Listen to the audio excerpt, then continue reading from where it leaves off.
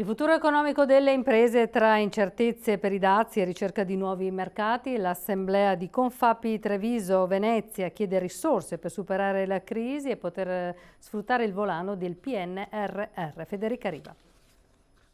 Obiettivo: affrontare insieme una prospettiva di mercato complicata a causa della congiuntura internazionale, ma anche per questioni interne come le difficoltà legate all'accesso al credito, i livelli di tassazione ancora alti e la carenza di manodopera.